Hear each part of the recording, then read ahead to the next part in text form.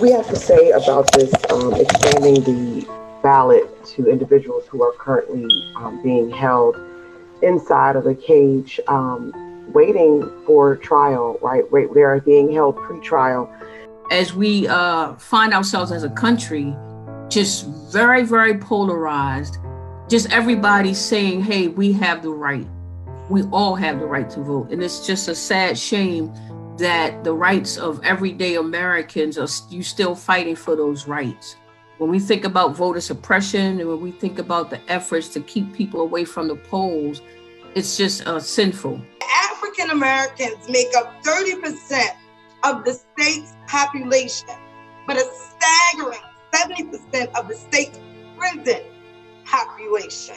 And in Prince George's County, we have about 600 individuals who this would affect, this voting cycle.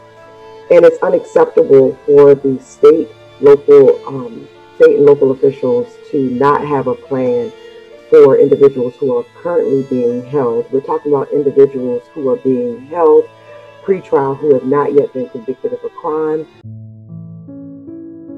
Historically, the right to vote and participate in democracy has been shamefully denied to thousands of people across the state of Maryland who are incarcerated.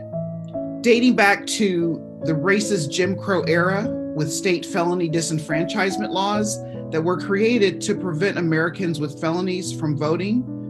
After the Civil War, there was a concerted effort to incarcerate thousands of newly freed slaves, and these laws weakened the political power of Black people.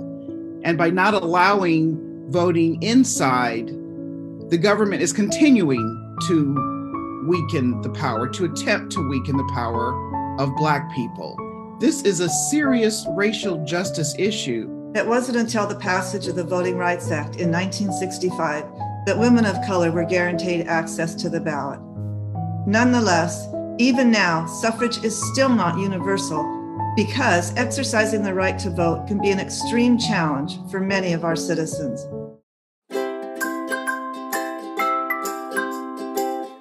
My name is Kiana Johnson. My name is Monica Cooper. My name is Christopher Dews. Executive Director I'm a policy advocate of the Maryland Justice Project for the Job Opportunities Task Force.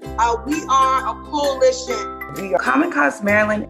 The League's made up of several different nonpartisan and nonprofit organizations with a mission to ensure that individuals sitting in our prisons and jails who are eligible to vote have access to the ballot. Demanding for our Board of Elections throughout the state to implement a process, a program, and some procedures to allow individuals who are being held pre-trial the access to the ballot. Is an organization that works to protect, expand, and guarantee the right to vote for all Marylanders. Where we advocate for policies that allow low-wage workers to advance to higher-wage jobs through research, workforce development, and policy advocacy. Its mission is to empower voters and defend democracy.